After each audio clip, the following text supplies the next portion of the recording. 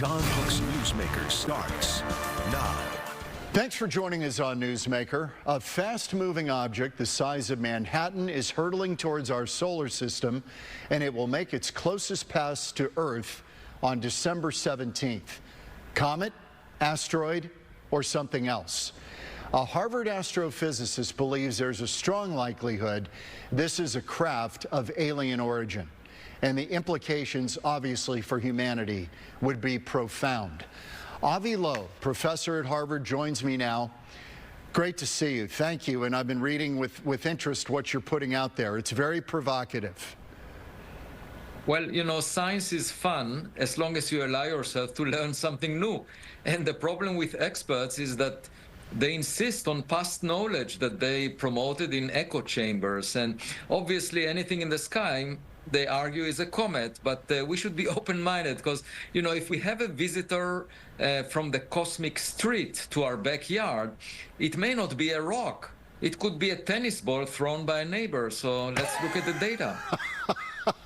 That is a very interesting analogy. All right, Dr. Loeb, it is called 3I/Atlas.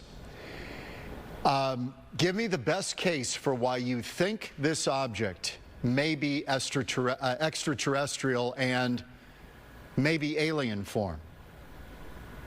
Well, first, its brightness implies that if it represents reflection of sunlight from a solid object, it needs to be 20 kilometers in diameter. That's bigger than Manhattan Island. And this is a giant rock. The previous interstellar objects were hundreds of times smaller. So it just doesn't make sense that the third object from interstellar space will be 100 times bigger than the previous two.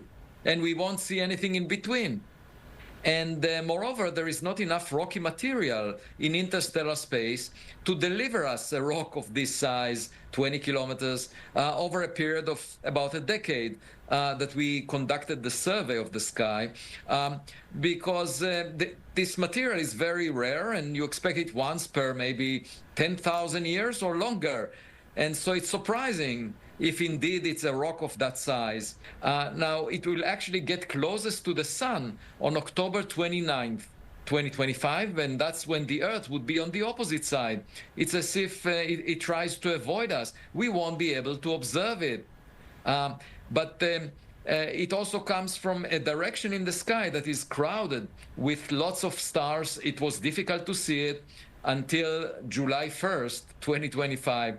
And so the fundamental question is, was this designed by intelligence out there? And my argument is that we should collect as much data as possible to figure it out. And I defined a new scale that is now called the Loeb scale after my last name, where 0 implies a purely natural object like a comet or an asteroid, and 10 is a definitely technological object that maneuvers, broadcasts a signal, or transmits some artificial lights. And I rank this object, 3I/Atlas, as 4 on the scale between 0 and 10. And of course, the more data we have, the clearer it will become. You know, as it comes closer to the sun, it should erupt, it should outgas and produce a beautiful cometary tail. If it is a comet, we don't see a cometary tail as of now. The Hubble Space Telescope took a very high-resolution image of it,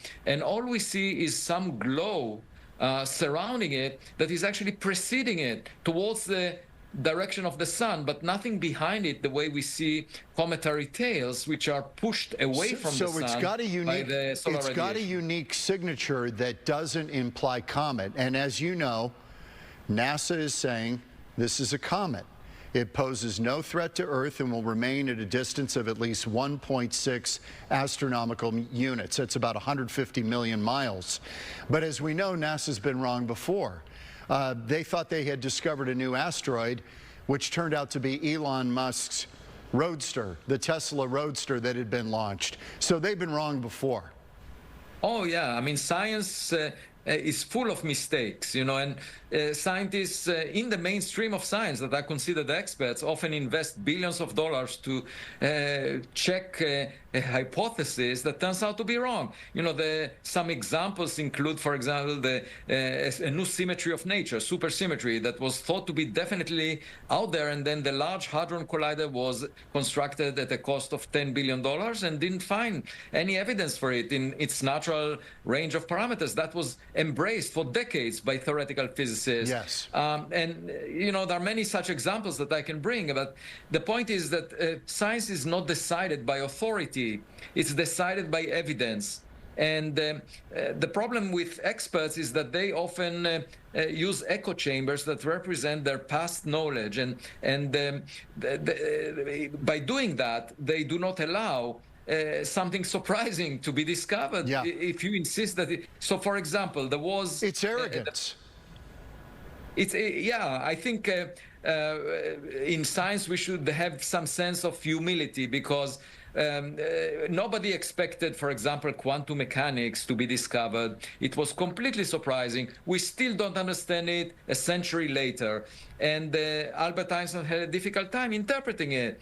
And this is just to show you that very often nature is more imaginative than we are. And of course, for us to argue that we are the most intelligent species that ever existed since the Big Bang is indeed arrogant, because there are 100 billion stars in the Milky Way galaxy, and probably billions of Earth-Sun analogs. Yes. And this is just like seeing a lot of houses on your street that looks just like yours, and you insist that they have no residents in them. No, and my contention has always been, we say, well, nothing could travel that fast, nothing could reach us because it's too far away. Well, let's put a civilization that's been around 1 billion more years than us. Where would they be in technology? So I think it's just complete arrogance and ignorance to think that we've got all the answers. I think it's just arrogant. Well, also, the sun is 4.6 billion years old, and the age of the universe is 13.8 billion years. And so that's 3 times longer. So the sun was around only for the last 1/3 of cosmic history. Yeah. Most of the stars formed billions of years before the sun. And if a civilization like ours emerged next to them, you can ask, how long will it take Voyager, the spacecraft that we launched out of the solar system, how long will it take it to reach the opposite side of the Milky Way? It's less than 1 billion years. And therefore, they had plenty of time, those cosmic neighbors that we have, plenty of time to reach our backyard. Yeah. Let me ask you about a couple of things. Does this have any steering mechanism that you think, are you seeing it go off a straight line at all? Or is there any detection that it is being steered? That's an excellent question. So far, no data was reported about the trajectory and how close it is to what we expect from gravity alone. The data will get better as it comes closer, but eventually, yes, this is considered to be non-gravitational acceleration, a subject that could reveal the existence of a propulsion system or some engine to the object. That will definitely be a technological signature. Is it traveling faster than what we would expect? I think, 41 miles per second? Is that faster than what we can do? Or is it traveling in a way that makes it look unusual? Well, it's twice as fast as the fastest rockets that we ever launched. It's much faster, twice as fast as the previous interstellar objects. It could be produced by natural processes such as speed. It's not overwhelming, but you have also to realize that an object moving much faster than that would never be noticed by astronomers, because we would just have one frame of it and we wouldn't really know how fast it's moving. Oh, that's interesting. Astronomers are using telescopes to look for objects moving roughly at the speed of planets around the sun, and this one is twice as fast as the speed of the Earth around the sun. That suggests that it wants to be noticed. Maybe it's one of those reasons that it visits the inner solar system, but we will not know until it comes closer and gets brighter. And, applying heat to it from sunlight would reveal us the identity of this object. When do you think, Doctor, when do you think we would get an answer? It looks like it's going to pass closest to Earth in late December, but we're going to get a good pass at Mars. Do you think we're going to have an answer, say, within a month as to what the origin of this is? Maybe not the origin, but what it is. Yeah, that's my hope, that by collecting more data, it will eventually become clear. If it's anomalous, it wouldn't be possible to shove these anomalies under the carpet of traditional thinking. However, if it's a comet, it will be clear that it's a comet because it will warm up as it gets closer to the sun and erupt in outgassing and release of dust. So my hope is that by the end of September, we will know. It's just the one thing that's interesting to me. Just a quick answer on this, if you will. I mean, it's kind of avoiding the one place it's teeming with life in our solar system. True. It's odd. Do you have any thoughts about it? Well, it might have a reason for that. If it releases, for example, mini probes. So I am leading the Galileo project that is monitoring the sky with 3 observatories and looking for any objects that are technological but not human-made in our sky over Massachusetts, Pennsylvania, and Nevada. And we will continue to do that for the coming years. But I instructed my research team to check if close to the end of October 2025, there would be any new objects appearing in the Earth's atmosphere, if we would notice any activity. Now, we are documenting everything with, machine learning software that analyzes objects and looks for outliers. And so if in the months after the passage of 3I Atlas close to the sun, if we would see any unusual activity, you will know about it. Stick around, Dr. Loeb. We are going to continue this conversation online, but when we come back on Newsmaker, Arizona is sitting on billions of dollars of land in school buildings that are not in use because student enrollment has been dropping in this state since 2008. Could that money be better spent on educating kids? That's next on Newsmaker.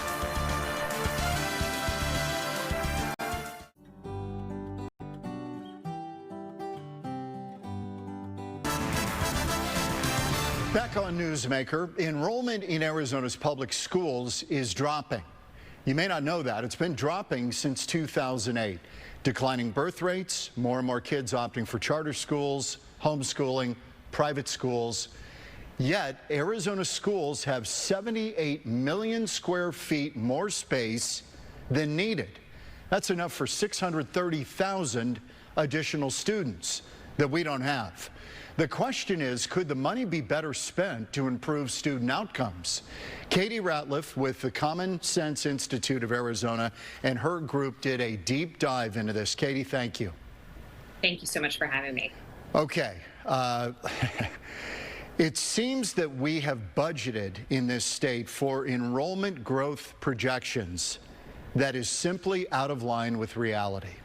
Is that where we are? Exactly right. What I think has happened in our state is we never anticipated that district schools would stop growing. Because for a long time, they were growing faster than we could even build them. But you're exactly right. Around 2008, district enrollment went flat, and it has never recovered. Charter school enrollment has continued to grow. Private school enrollment has continued to grow. Homeschooling has actually tripled. It used to be about 2%. Today, it's about 6%. But the only system that gets funded in order to have new capital, new school buildings built by the state are district schools. And so I just don't think lawmakers ever anticipated this scenario that we're in. And you're right, it's been compounded even further by the fact that now the number of school-aged children in Arizona is starting to decline. So every system is fighting for fewer and fewer kids. We were over 1 million kids K through senior year of high school, and now it's below 1 million. We're in the 900s. That's right. We saw the first ever decline in the number of school-aged children in 2022. From our organization's perspective, we weren't sure if that was just a data blip or if that was a new trend. But in 2023, we saw another decline. And so I think it's safe to say that this is now a trend. Shouldn't be a surprise. We've seen fertility rates declining now for a number of years. People are having fewer kids. It's a little hard to wrap your head around because we are still a growing state. Our overall population is growing, but people aren't having as many kids once they move here, and they're not moving here with as many kids as they used to. Let's show graphic 1. This is enrollment, and this also gets into kind of where we are. Can you describe what we're seeing here? Because the projection, obviously, from the Auditor General and even the Joint Legislative Budget Committee in 2019, the forecast is off. JLBC is a little better, but you can see where district enrollment was projected and what we're seeing. That's exactly right. So you can see exactly the trend that I'm talking about. Back in the early 2000s, we were growing really fast. Our school-age population was growing really fast, and everyone had every reason to believe that that would continue. And I should point out, SFB, the Auditor General, and JLBC are all nonpartisan organizations whose job it is to project future outcomes. So you can see we're nowhere near where we thought we would be in 2007. But what's even more surprising is we're not even anywhere near where we thought we would be as early as 2018. That blue line is what the JLBC, the nonpartisan Legislative Budget Office, thought enrollment would look like today. We're far below that. And of course, the dark gray at the bottom, that's district enrollment. And so you can see while there has been growth in overall enrollment, it's really been limited to the charter sector since 2008. Okay. And we should point out that unless memory is failing me, which is very possible, we spend over half of our budget, roughly half of the state budget, goes to education. Is that correct? That's correct. And that's not the only source of education funding either. Many of the capital projects that we're talking about, new schools or upgrading schools, get paid for, some by the state and some by local taxpayers. So school districts and only school districts have access to another form of funding in their local property taxpayer base. Okay, let's take a look at number 2, graphic number 2. This is school population. And again, we're seeing that the school-age population, that's the red line, is plummeting. That's right. And you can see what I'm talking about. For a long time, total population, those yellow bars, was related to school-age population. As our total population grew, we could expect that our school-age population would grow as well. Prior to 2022, that was the case. But after 2022, you can see that's where those trends start to diverge.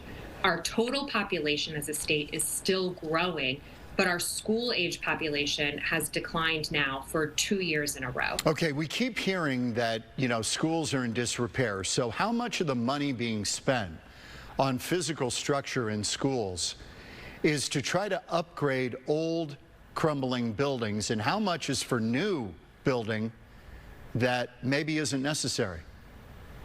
So we looked at the total amount that we have spent on facilities and new facilities over the last 6 years, and it's about $6 billion.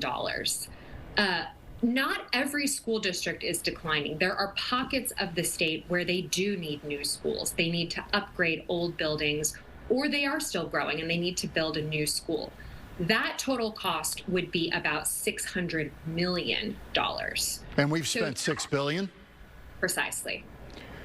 Okay, so is the contention of the Common Sense Institute that the money is now misappropriated, that this money would be better off either not spent or spent in the classroom where the rubber meets the road? I think it's hard to argue that keeping empty buildings on the books, because they're not free, you still have to pay to maintain them. You still have to pay, to keep them out of disrepair. It's hard to argue that $12 billion worth of unused real estate, 78 million square feet, it's costing taxpayers $1 billion a year to maintain that real estate. Oh my. It's hard to argue that that's a good use of taxpayer funds when we have, fewer and fewer students who are proficient at reading and math, reading on grade level, able to perform the math that they will need to be successful in the future, it seems like a tough case to make for us that this is the best use of taxpayer funds. Okay, so what would be the option? Would you sell buildings and space to the private sector? And what might that look like? That is one option. So if they were to sell the real estate, we estimate it is valued at about $12 billion. That would be a one-time infusion of cash into the district system. It could also be leased for about $1 billion a year. That would be an ongoing source of revenue. But I think our perspective is that, we have a very orderly system for how we build new schools. There is a board that is housed within the Arizona Department of Administration. They employ demographers, economists, and they look at, when is it appropriate to build a new school, the state will fund it, et cetera. There's no process for how we get rid of unused buildings. We have been trusting school districts and school boards to do the right thing. And with numbers at this magnitude, it's hard to say that they're living up to that obligation. I'm in the Scottsdale School District, and I see, they've got empty buildings in Scottsdale. Is it a reluctance to give them up because hope against hope that it's going to shift and you're going to need it at some point? I think that's certainly been the hesitation in the past because, neighborhoods change. Maybe your school district is declining because new families are not moving into the neighborhood anymore. But in the future, they might. And so the school district felt that it was the best use of resources to hold on to that building so that if circumstances change, many more families start moving in, we'll have that asset. I think the point we're trying to make is the total number of students has changed. There aren't as many kids for every system now. And so it simply doesn't make sense to continue the same policy when things have changed so much. And you think that's $12 billion worth of real estate that we're just kind of hanging on to? The taxpayers have paid for it. They intended it to be used to educate students. It's not being used for anything. Okay, let's take a look at number 4. Graphic number 4. This is perhaps the most interesting because what we see is the resources going into district schools, and we see the spending in the blue line. But what we're seeing on academic performance and proficiency is the red line. And these two things are not in any kind of agreement. That's right. And the blue line, that is the increase in spending. So we have seen a 30% increase in spending. That is adjusted for inflation. So even with the massive increase in inflation that we've seen over the last 5 years, they have still received a 30% increase, including increases to account for inflation. So yes, it's safe to say that an increase in funding and an increase in academic proficiency have been totally divorced from one another over the last 4 or 5 years. And it turns out that the lowest performing schools have the most excess space. That caught my eye. Yeah, so on average across the state, schools are at about 67% capacity. And, we're not arguing that every school should be at 100% capacity. That's not a smart use of resources or management of resources either. There ought to be some flexibility, and you need to be prepared for new students to come in mid-year. But DNF schools are at about 19% capacity. So it's just another indicator that parents are smart, they're making good decisions for their students, but whether or not we're making good decisions as a state about how we utilize our resources is really the question. Next step, legislature. Is that the next move?